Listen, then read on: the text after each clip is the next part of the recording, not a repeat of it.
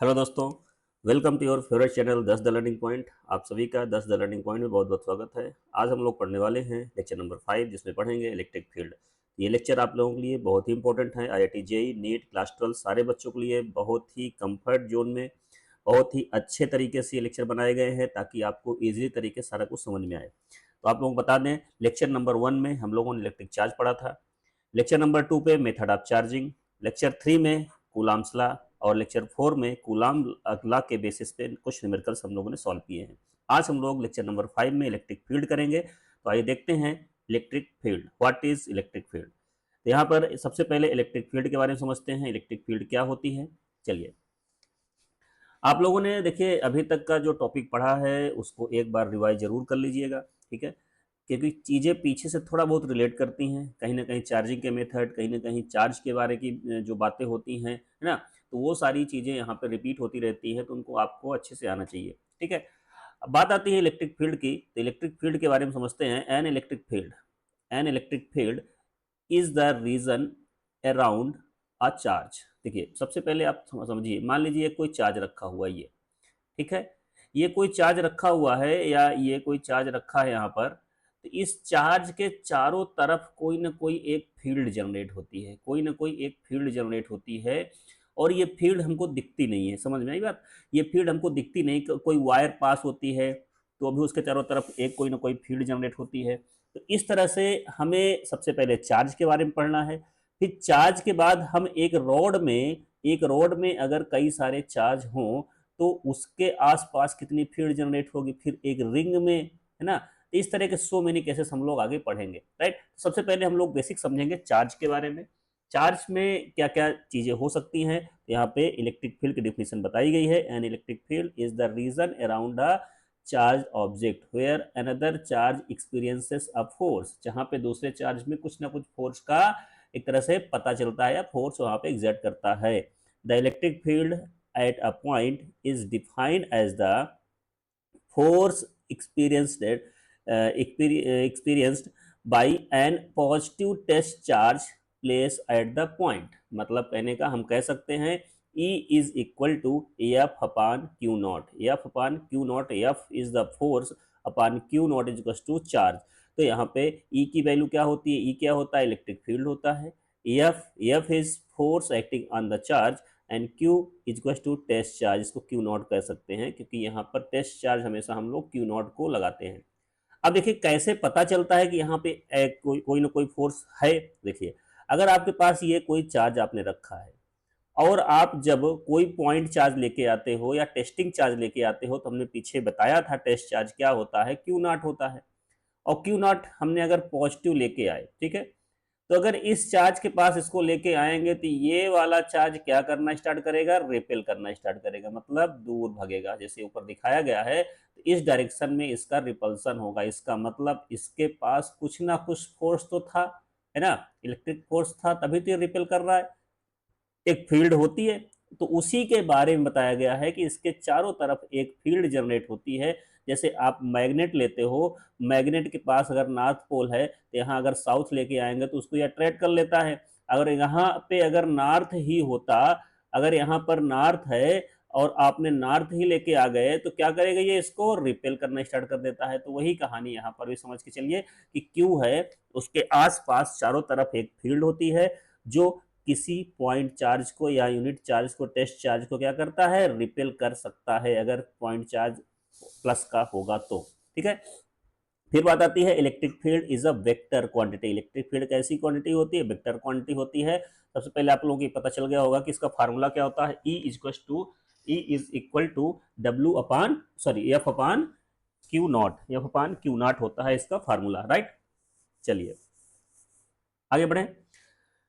यहाँ पर it can test exist even a vacuum, magnitude and direction दोनों होता है। सबसे पहले इसमें वेक्टर क्वांटिटी होती है, तो जिसमें both magnitude and direction both होगा। इसकी एक डायरेक्शन होती है प्रॉपर, आगे हम डायरेक्शन के बारे में समझते हैं।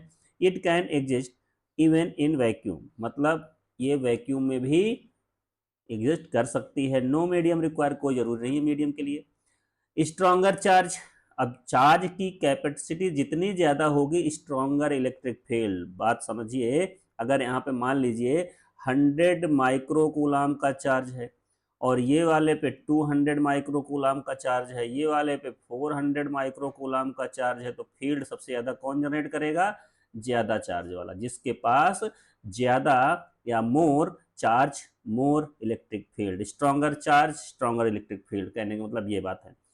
इलेक्ट्रिकल फील्ड या electric field intensity, the electric field intensity at any point is defined as the force experienced by unit positive charge place at the point. किसी पॉइंट पे अगर यूनिट पॉजिटिव चार्ज को हम प्लेस करते हैं तो उसके आसपास कुछ एक फोर्स जनरेट होता है, और वो फील्ड को ही या वो इंटेंसिटी को ही हम इलेक्ट्रिक फील्ड इंटेंसिटी कहते हैं। सिंपल सी बात है। कितनी इंटेंसिटी, इंटेंसिटी मतलब आप जैसे मटेरियल के शब्द में पढ़ते हो, डेंसिटी पढ़ते हो ना, डेंसिटी पढ़ते हो, डेंसिटी जो होता है उसका एक फार्मूला होता है ना, मास अपॉन वॉल्यूम। तो उसी तरह से यहाँ इंटेंसिटी का लॉजिक है। इंटेंसिटी का लॉजिक मतलब कितना ज़्यादा इलेक्ट्रिक फील्ड है। इंटेंसिटी मतलब ये है कितना ज़्यादा हाई लग रहा है या लो लग रहा है। तो इलेक्ट्रिक फील्ड की जो एक तरह से इंटेंसिटी होती है वो उसकी वैल्यू को बताती है कि कितना कम है या बहुत ज़्यादा है। ठीक है, और वो डिपेंड करता है चार्ज पे। चार्ज जितना ज़्यादा होगा उतना ज़्यादा इलेक्ट्रिक फील्ड इंटेंसिटी होगी। ठीक है, चलिए आगे बढ़ते हैं हम लोग नेक्स्ट। अगर बात करें इसकी एसआई यूनिट की, तो एसआई यूनिट मतलब स्टैंडर्ड यूनिट की बात करते हैं तो इसका न्यूटन पर कूलाम होता है। न्यूटन पर कूलाम का मतलब होता है electric field can also expressed. अब देखिए जैसे आपने पढ़ा E is equal to F upon Q. अब ये तो फोर्स है, इसको न्यूटन में ही लिखेंगे, और ये क्या है कूलाम में लिखेंगे, तो न्यूटन पर कूलाम हम लिख सकते हैं। इसको हम इलेक्ट्रिक फील्ड इंटेंसिटी को या इलेक्ट्रिक फील्ड को हम क्या वोल्ट मीटर से भी डिनोट कर सकते हैं। तो ये वोल्ट मीटर भी होता है, मतलब वोल्ट पर मीटर। तो हम ये कह सकते हैं कि न्यूटन पर coulomb is equal to volt per metre. ये दोनों चीज़ें हो सकती हैं, वैलिड हैं, बिल्कुल होंगी। ठीक है, तो हम यहाँ से कह सकते हैं both newton per coulomb is to volt per metre, same unit in different form. ये दोनों यूनिट इक्वल हैं और सेम हैं, और साथ ही साथ डिफरेंट फॉर्म में एग्जिस्ट करती हैं।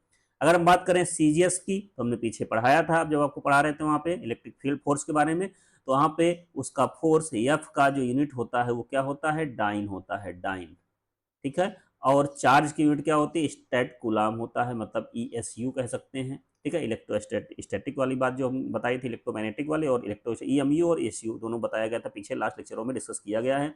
हाँ, आप लोगों को थोड़ा सा लास्ट लेक्चर जरूर एक बार पढ़ लें, क्योंकि देखिए चीज़ें लिंकअप होती हैं। मतलब जो लेक्चर नंबर 1 में हुआ होगा, लेक्चर नंबर 2 में, लेक्चर नंबर 3 में और लेक्चर नंबर 4 में, वो सारी बातें अब लेक्चर 5 में आने वाली हैं, है ना। फिर अगले जो क्लास होगी लेक्चर नंबर 6, वो 5 तक को कवर कर, मतलब आपको पूरा स्टार्टिंग से पढ़ना है, तब लेक्चर आगे समझ में आएगा। ये बार बार हम कह रहे हैं, ज़्यादा बड़े लेक्चर नहीं है, सभी 20-25 मिनट के लेक्चर हैं।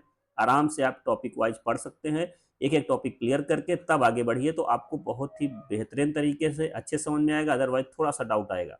ठीक है, पहले तो कोशिश यही है कि डाउट नहीं आए, लेकिन आप लोग शुरू से पढ़ के आओगे तो बहुत अच्छे से समझ में आएगा। इलेक्ट्रिक फील्ड यूनिट की अगर बात करें तो डाइन पर स्टेट कूलाम होता है। स्टेट कूलाम को STC लिख सकते हैं। ठीक है, अब हर बुक में इसका डिनोटेशन जो भी है स्टेट स्टेट कूलाम ही लिखा हुआ है बेसिकली। हाँ, डायमेंशन की बात करते हैं। डायमेंशन आप लोगों ने 11th में पढ़ रखा है। डायमेंशन की बात करें तो फोर्स के लिए क्या होता है, फोर्स के लिए बेसिकली क्या होता है, ML। फोर्स के लिए क्या होता है, MLT-2। फोर्स के लिए क्या होता है, MLT-2 होता है। तो ये सारी चीज़ें आपको आनी चाहिए, राइट। चलिए आगे बढ़ते हैं हम लोग। आगे बढ़ते हैं यहाँ पर डायमेंशन की अगर हम बात करें तो डायमेंशन क्या होगा बताइए। अगर हम फोर्स की बात करते हैं, फोर्स की बात करते हैं तो फोर्स में क्या होता है, फोर्स का होता है MLT-2। अब कह दीजिए ये कैसे आया, तो आपको पता है कि F=M×A होता है, और F=M है, तो ये मास के लिए तो हम M यूज करते हैं। ये एक्सेलरेशन है, एक्सेलरेशन होता है वेलोसिटी पर यूनिट टाइम, है ना। तो वेलोसिटी का क्या होता है, मीटर पर सेकेंड, और T मीटर पर सेकेंड हुआ, तो यहाँ पे क्या हो जाएगा, LT-2। अब ये बातें सारी आपको आनी चाहिए, 11th की बातें हैं, इसमें डाउट नहीं होना चाहिए। तो MLT-2 हो जाता है। अच्छा, Q=, यहाँ पर Q=IT है, तो आपको पता है कि Q का यूनिट क्या हो जाएगा, डायमेंशन। Q की डायमेंशन की बात करें तो Q की डायमेंशन क्या हो जाएगी, अगर बात करें तो A होता है एम्पियर और T होता है टाइम, AT हो जाएगा। तो यहाँ पर इलेक्ट्रिक फील्ड ई की डायमेंशन निकालना है तो एफ अपान क्यू कर देंगे, है ना। अब देखिए ऊपर ये किया गया है, F upon Q, M L T minus two लिख दिया, इसके बाद आई टी लिख दिया। आई टी के लिए यहाँ पे आई टी नहीं, यहाँ पे ए टी लिखना चाहिए था एक्चुअली, ठीक है, यहाँ पर ए टी लिखना चाहिए था, तो ए टी हम लोग करेंगे, ठीक है। यहाँ पर ए टी करिए, आई टी क्यों होगा, ए और टी, ठीक। अब ये जब यम यल, यम तो एज इट इज ऊपर रहेगा, यल भी ऊपर रहेगा, टी ऊपर जाएगा तो माइनस टू ऊपर पहले से था, ये ऊपर जाएगा तो माइनस वन लेके जाएगा तो माइनस थ्री हो जाएगा, ऐड हो जाएगा, पावर हमेशा ऐड हो जाती है, ये चीज आपको आना चाहिए। और ए जब ऊपर जाएगा तो ए इनवर्स होगा। देखिए वन अपान ए को अगर हम ऊपर ले जाते हैं तो ये ए इनवर्स ही तो हो जाएगा, वन अपान टी होगा तो ऊपर जाएगा टी इनवर्स हो जाएगा, और ऊपर ऑलरेडी टी की पावर माइनस टू है ना, तो टी की पावर माइनस थ्री हो जाएगा, तो यहाँ में यल T minus three A minus one, ये इसका हो जाएगा डायमेंशन किसका, इलेक्ट्रिक फील्ड का, ठीक है। समझ में आई बात। चलिए देखिए टॉपिक बहुत आसान है ना, अगर आप लोग इनको बेहतरीन तरीके से समझ के चलेंगे तो बहुत ही आसान है, ये फिजिक्स में कुछ नहीं है। लेकिन अगर आप इसको डरोगे कि यार ये फिजिक्स है तो फिर डरते रह जाओगे, ठीक है, समझ में फिर नहीं आने वाला, ठीक है। आप इसमें मतलब जी जान लगाइए, इसके अंदर इन्वॉल्व होइए, ऐसे इन्वॉल्व होइए कि हाँ फिजिक्स कुछ नहीं है, हम कर सकते हैं इसको, ठीक है। तो हाँ कैलकुलेशन थोड़ा सा है, मानता हूँ कैलकुलेशन है, तो कैलकुलेशन के लिए थोड़ा सा आपको फोकस ये करना पड़ेगा कि डेली कम से कम 5 से 10 क्वेश्चन डेली सॉल्व करिए, डेली डेली 5 to 10 क्वेश्चन अगर आप लगाना स्टार्ट कर दोगे, इजी टफ हर मेर के, ठीक है, 5 इजी लगाओ 5 टफ लगाओ, तो आपको एक स्पीड बनेगी क्वेश्चन करने का, एक कैपेबिलिटी बनेगी, और स्पीड साथ साथ आएगी जिससे क्वेश्चनों को हैंडल करने का एक तरह से आइडिया आपको मिलेगा। अगर आप नहीं करोगे, प्रैक्टिस नहीं करोगे तो प्रॉब्लम होगी, ठीक है, क्योंकि इसमें न्यूमेरिकल्स ज़्यादा आते हैं, चाहे आपका कोई भी एग्ज़ाम हो, आईआईटी हो, नीट हो या 12th हो, न्यूमेरिकल्स ज़्यादा आते हैं, 70% न्यूमेरिकल, 30% जो होते हैं वो थ्योरेटिकल क्वेश्चन से क्वेश्चन पुट अप होते हैं, ध्यान दीजिएगा। चलिए आगे बढ़ते हैं। दिस अब इसमें हम लोगों ने दोनों यूनिट्स में एक बढ़िया सा चार्ट बना दिया है जिसमें आपको पूरा पूरा कंटेंट यहाँ पे मिल जाएगा। एसआई यूनिट और सीजीएस यूनिट में दोनों में डिफरेंस बता दिया गया है, इस डिफरेंस को आप अच्छे समझ लीजिए। अगर हम बात करते हैं इलेक्ट्रिक फील्ड की, इलेक्ट्रिक फील्ड की मतलब ई की बात करते हैं, तो ई की बात करते हैं तो यहाँ पे क्या है, इलेक्ट्रिक फील्ड की बात करते हैं यहाँ पर, तो यहाँ पर देखिए न्यूटन पर कूलाम, यूनिट क्या है, न्यूटन पर कूलाम है, एन बाई सी लिख देते हैं, ठीक है। वोल्ट पर मीटर भी लिख सकते हैं, किसमें, एसआई यूनिट में, जब एसआई यूनिट की बात करेंगे तब की हम बात कर रहे हैं। फिर सीजीएस की अगर बात करें तो वहां डाइन पर स्टैट कूलाम हो जाता है, डाइन पर स्टैट कूलाम हो जाता है। अच्छा फार्मूला की बात करें, E equals to F upon Q इसमें होता है, फार्मूला की बात करें तो E equals to F upon Q इसमें भी वही रहेगा, फार्मूला थोड़ी चेंज हो जाएगा। फोर्स एफ की बात करें तो यहाँ से एफ इज इक्वल टू क्या हो जाएगा, क्यू इंटू ई, ठीक है, एफ इज टू क्या हो जाएगा, क्यू इंटू ई हो जाएगा, राइट। उसी तरह से यहाँ पर भी F is to Q into E हो जाएगा। अगर चार्ज की बात करते हैं, क्यू चार्ज क्यू, तो यहाँ पर चार्ज क्यू की बात कर, यहाँ फोर्स लिख दो, यहाँ पे फोर्स लिख दो, ठीक है। फोर्स, फोर्स की यूनिट क्या होती है, न्यूटन होती है, इसमें डाइन होती है, ठीक है। अगर कूलाम्स लॉ हम लोग इसमें एडजस्ट कराते हैं, कूलाम्स लॉ को लगाते हैं तो 1/4πε0 Q1 Q2/r², यहाँ पर 1/4πε0 Q1 Q2/r², और ये 1/4πε0 जो भी होता है इसको हम एज ए के फॉर्म में एग्जिस्ट कर सकते हैं, इस के फॉर्म में लिख सकते हैं, उसकी वैल्यू होती है 9 × 10⁹ हमने लास्ट लेक्चरों में बता दिया था। इसको स्टैट कूलाम कह सकते हैं ईएसयू में, है ना। और यहाँ पर स्टैट कूलाम मतलब सी, एस टी टी सी होता है, और ये कूलाम की यूनिट होती है बेसिकली, ठीक है, चार्ज की यूनिट होती है। तो यहाँ पर अभी फार्मूला जब लगाएंगे सीजीएस में तो यहाँ पर Q1 Q2/r² आ जाएगा, क्या फार्मूला आ जाएगा, एफ इक्वल्स टू के नहीं होता है, Q1 Q2/r² रहेगा, ठीक है। Q1 Q2/r² रहेगा फार्मूला, ये फार्मूले में के की वैल्यू नहीं होती क्योंकि के की वैल्यू हम लोग 1 इसमें अडॉप्ट कर लेते हैं। परमिटिविटी क्या होती है, 8.85 × 10⁻12, इसमें क्या होता है, अप्रोक्सीमेट 1 के बराबर होती है। Dimension M L T minus three A minus one, M L T minus three Q minus one, ठीक है। और यहाँ पर 1 न्यूटन पर कूलम जो कन्वर्जन होता है 3 × 10⁴ डाइन पर स्टेट कूलम होता है। तो आप यहाँ से कह सकते हैं कि यहाँ पर भी आप क्यू की पावर में लगा सकते थे इसको, ठीक है, यहाँ पर क्यू की पावर में लगा सकते हैं डायमेंशन, क्योंकि ए टी के फॉर्म में रहेगा, ठीक है, टी की पावर -3 और ए डायमेंशन सभी में सेम रहेगी, डायमेंशन थोड़ी चेंज हो जाएगी, थोड़ा सा मिस्टेक है यहाँ पे, टी की -3 और ए -1 जो सेम यही डायमेंशन यहाँ पे आप लिख सकते हैं। ओके, तो कहने का मतलब इन दोनों में अलग अलग जो फार्मूलाज हैं, कहाँ पे क्या डिफरेंस है, कहाँ पे सिमिलरिटीज़ हैं, वो सारा कुछ आपको समझ में आ गया होगा। दोनों एसआई यूनिट और सीजीएस यूनिट की बात की गई है, ठीक है, एसआई यूनिट और सीजीएस यूनिट की बात की गई है, इसके पहले भी इन चीज़ों को हम बता चुके हैं ऑलरेडी। चलिए डायरेक्शन ऑफ इलेक्ट्रिक फील्ड में आते हैं। अगर डायरेक्शन ऑफ इलेक्ट्रिक फील्ड की बात करते हैं तो यहाँ पर क्या होता है कि the direction of electric field at any point is defined as the direction of the force exerted by a positive test charge placed near the point। समझिए, वही डायरेक्शन बताई जाती है या वही डायरेक्शन होती है जो डायरेक्शन अगर हम कोई पॉजिटिव चार्ज लाते हैं, टेस्ट पॉजिटिव चार्ज को कहीं रखते हैं तो उस पर जो फोर्स लगता है, सपोज दैट आपके पास +Q चार्ज है और यहाँ पर हमने एक Q0 चार्ज रखा, तो Q0 चार्ज हमेशा क्या होता है, हम लोग टेस्ट चार्ज को पॉजिटिव लेते हैं, तो ये पॉजिटिव क्या करेगा, उसको रिपेल करेगा। तो अगर इसी तरह से ढेर सारे चार्ज रखे जाएं तो ये एक फील्ड बनती जाएगी, भाई रिपल्सन की फील्ड बनती जाएगी। तो यहाँ पे डायग्राम बना हुआ है, इस डायग्राम में यही बताया गया है। इस डायग्राम में बेसिकली क्या हो रहा है कि जो पॉजिटिव चार्ज होता है उससे हमेशा फील्ड बाहर की ओर आती है, क्या आती है, फील्ड आउटवर्ड आती है, फील्ड हमेशा बाहर की ओर आएगी। तो direction of electric field outward away from the positive charge से हमेशा फील्ड बाहर की ओर होती है। अगर ये निगेटिव चार्ज होता तो सपोज दैट मान लीजिए टेस्ट चार्ज आपने कोई ले लिया, वो निगेटिव चार्ज है ना, तो अगर यही निगेटिव होता तो ये इसको क्या करता, अट्रैक्ट करने लगता। अगर अट्रैक्ट करने लगता तो क्या होता है यहाँ पे बताइए, अट्रैक्ट करने लगता तो यहाँ पे क्या होता है, इसकी तरफ अट्रैक्शन हो जाता। अब आपको पता है कि अगर निगेटिव चार्ज हम लेते और उसके पास कोई हम यूनिट चार्ज लेके आते हैं तो वो उसको अट्रैक्ट करने लगता।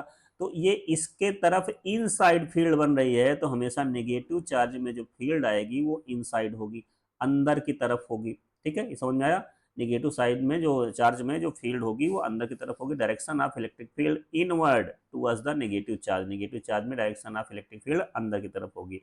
तो electric field due to positive charge outward, ये याद कर लीजिएगा। Electric field due to negative charge inward, अंदर की ओर होगा। अब इसमें पॉजिटिव है तो field out, positive out minus या नेगेटिव इन, ठीक है, नेगेटिव में इन पॉजिटिव में आउट, ये समझ में आ गया होगा। ये सारा कॉन्सेप्ट तब काम करेगा जब आप लोग आगे क्वेश्चन सॉल्व करोगे, तो वहां पे आपको फील्ड डिसाइड करना पड़ेगा कि फील्ड को किधर हम करें, राइट साइड करें, इन साइड करें कि आउट साइड करें, तो वहां पे ये कॉन्सेप्ट काम करेगा। अगर ये नहीं आपको पता है, आप उल्टा कर दोगे तो आंसर बिल्कुल गलत आ जाएगा, ठीक है, तो आपको ये सारी चीजें याद होनी चाहिए। चलिए नेक्स्ट आते हैं, हाँ नेक्स्ट आते हैं इसका F equals to Q into E, एक फार्मूला बनता है, जैसे E equals to F upon Q था तो F equals to Q into E हो जाता है। इलेक्ट्रिक फोर्स होता है एफ, क्यू चार्ज होता है, ई इलेक्ट्रिक फील्ड होता है। The electric force on charge is equal to the product of charge of the electric field, मतलब कह सकते हैं जो इलेक्ट्रिक फोर्स होगा एफ इक्वल्स टू होता है क्यू इंटू ई। अब यहाँ पर भी कुछ बातें आती हैं, पॉजिटिव निगेटिव की कहानी आती है, समझ लेते हैं, इंपॉर्टेंट पॉइंट है। इफ पी एफ यहाँ पे इफ क्यू इज पॉजिटिव, मतलब कोई चार्ज अगर पॉजिटिव है तो force in same direction as electric field, मतलब जैसे इलेक्ट्रिक फील्ड ये ऐसे जा रही है और उसके फील्ड में कोई पॉजिटिव चार्ज रखा हुआ है तो उसी डायरेक्शन में फोर्स उसमें लगना स्टार्ट हो जाएगा, ठीक है, समझ में बात। तो इलेक्ट्रिक फील्ड के डायरेक्शन में ही फोर्स लगेगा, किस पे, इस चार्ज पे। अगर चार्ज निगेटिव है और इलेक्ट्रिक फील्ड में रखा है तो हमेशा इलेक्ट्रिक फील्ड की डायरेक्शन अगर राइट साइड होगी तो वो लेफ्ट साइड फोर्स लगेगा, मतलब F equals to minus Q into E हो जाएगा, तो अपोजिट फोर्स लगना स्टार्ट हो जाएगा। तो यहाँ पे opposite direction of the electric field, ये ध्यान देना, इसमें प्लस का क्यू होगा, F equals to Q into E होगा, इसमें F equals to minus Q into होगा, अपोजिट डायरेक्शन में फोर्स लगेगा, ठीक है, इसमें फील्ड की डायरेक्शन में फोर्स नहीं रहेगा, राइट। चलिए ये कॉन्सेप्ट सब क्वेश्चन करते समय अभी हमें यूज में आएंगे, आगे बढ़ते हैं। Superposition of electric field. Superposition of electric field का मतलब ये होता है, ध्यान से देखिए, superposition of electric field at a point due to various charge, मतलब जब कई सारे चार्ज लगे होते हैं तो वहाँ पे इलेक्ट्रिक फील्ड का रिजल्टेंट इलेक्ट्रिक फील्ड क्या होगी, जैसे हम लोग प्रिंसिपल ऑफ सुपर पोजिशन पढ़े थे पीछे, उसी तरह से यहाँ पर भी है। तो the resultant electric field at any point is equal to the vector sum of electric field at that point due to various charge, मतलब total electric field E equal to E1 plus E2 plus E3 होगा। As so on हम जा सकते हैं En तक, जितने electric field यहाँ पे लगे होंगे, ठीक है। The magnitude of the resultant two electric field is given by, दो रिजल्टेंट अगर हम निकालना है, दो फील्ड दो फोर्स लगाए गए हैं, मान लीजिए ये E1 है, ये E1 है और ये E2 है, तो इनका दोनों का रिजल्टेंट आपको 11th में पढ़ाया गया होगा, जब आपको दो फोर्स F1 और F2 लगाए जाते थे, रिजल्टेंट निकालना Fr निकालना रहता था, तो under root F1 square plus F2 square, इसके बाद होता था कि F1 F2 कॉस थीटा, बीच एंगल थीटा होता था। तो वही चीज़ यहाँ पर भी हो जाएगा इलेक्ट्रिक फील्ड के लिए, E equal to E1 square plus E2 square plus 2E1 E2 cos theta. यहाँ पे कॉस थीटा की वैल्यू कैसे वेरी करती है, तो थीटा इक्वल टू अगर जीरो है ना, तो कॉस जीरो हमेशा 1 होता है। कॉस जीरो क्या होता है, फिर कॉस का 30 आता है, कॉस का 45 आता है, कॉस 30 की वैल्यू √3/2 हो जाएगी, कॉस 45 1/√2 हो जाएगी, कॉस की जब हम 30 की 60 की बात करेंगे तो 1/2 आ जाएगा, और कॉस की 90 की बात करेंगे तो वहाँ पर 0 आ जाएगा। तो इस तरह से इनकी वैल्यूज़ को वेरी करते हैं। कॉस 180 में माइनस का 1 हो जाता है, ठीक है। तो इस तरह से यहाँ पर कॉस के वैल्यू अलग अलग चेंज होते रहते हैं और हम रिजल्टेंट को निकाल सकते हैं। बात आती है कि रिजल्टेंट किसी एक फोर्स, मान लीजिए E1 से कितना एंगल बना रहा है, tan अल्फा, तो tan अल्फा अगर निकालने को पूछ लिया जाए तो E2 साइन थीटा, मतलब E2 sine theta upon E1 plus E2 cos theta, ये फार्मूला याद रखिएगा। इससे रिजल्टेंट का एंगल पूछा जाता है, रिजल्टेंट कितना एंगल झुका हुआ है कहाँ से, E1 से, इस तरह से एंगल को हम निकाल सकते हैं। और थीटा आपको पता ही है कि थीटा दोनों फोर्स के बीच का एंगल होता है, अल्फा किसी एक फोर्स से एंगल होता है रिजल्टेंट का। तो ये सारी कहानी आपको समझ में आ गई होंगी प्रिंसिपल ऑफ सुपरपोजिशन की। तो यहाँ से E1 E2 E3 सब निकाल कर उसको ऐड कर लेंगे, रिजल्टेंट निकालना है तो हम ऐसे फार्मूला को यूज कर सकते हैं, राइट। तो आई होप आपको समझ में आ गया होगा कि इलेक्ट्रिसिटी का इलेक्ट्रिक फील्ड क्या होता है, उसकी डायरेक्शन क्या होती है, डायरेक्शन के साथ साथ कौन से इनवर्ड होगा आउटवर्ड होगा, super position of electric field क्या होता है, ठीक है। ये सारे कॉन्सेप्ट आपको समझ में आ गए होंगे। चलिए नेक्स्ट लेक्चर पे हम लोग लेक्चर नंबर 6 पे electric field due to continuous distribution of charge, हमने बताया था कि किसी रॉड में कोई चार्ज डिस्ट्रीब्यूशन होगा, सर्कल में हो सकता है ना, रिंग में जिसको बोलते हैं, ऐसे सो मेनी स्ट्रक्चर आएंगे, डिस्क वगैरह आएंगे जिसमें चार्ज डिस्ट्रीब्यूशन है, तो उसमें इलेक्ट्रिक फील्ड कैसे जनरेट होगी। तो इस तरह क्वेश्चन हम लोग नेक्स्ट लेक्चर पे करेंगे, लेक्चर नंबर 6 में। क्वेश्चन क्या, पहले फंडामेंटल्स पढ़ेंगे, इसके बाद क्वेश्चन में आएंगे, फिर लेक्चर नंबर 7 पे आएंगे इलेक्ट्रिक पोटेंशियल। तो देखिए पेशेंस के साथ पढ़िए, एक एक टॉपिक हम लोग कवर कर रहे हैं, ज़्यादा ओवरलोड भी नहीं दे रहे हैं, जितना टाइमिंग में ये टॉपिक कवर हो रहे हैं बस आपको उतने टाइमिंग कवर करने हैं, 20 से 25 मिनट में, 30 मिनट में। और जो न्यूमेरिकल्स वाले सेशन होंगे वो थोड़ा सा लंबे रहेंगे, बड़े रहेंगे, जैसे 48 मिनट, 50 मिनट, 60 मिनट, मतलब अप्रॉक्सीमेट 1 आवर तक पहुंच जाता है न्यूमेरिकल में, क्योंकि समझाना ज़्यादा पड़ता है ना। तो वो सारी चीज़ें आपको थोड़ा सा प्रैक्टिस अच्छे से कराएंगे, बीच बीच न्यूमेरिकल्स रहेंगे, और लास्ट में इसके न्यूमेरिकल का सेशन पूरा हम लेकर आएंगे जिसमें टोटल क्वेश्चंस रहेंगे, टोटल क्वेश्चन एमसीक्यू, जैसे जैसे एमसीक्यू पूछे जाते हैं, एमसीक्यू साथ साथ कुछ वेरी शॉर्ट शॉर्ट हर तरह क्वेश्चन ऐड करके उनको हम सॉल्व कराएंगे। तो चलिए मिलते हैं नेक्स्ट लेक्चर पे। Okay, thank you.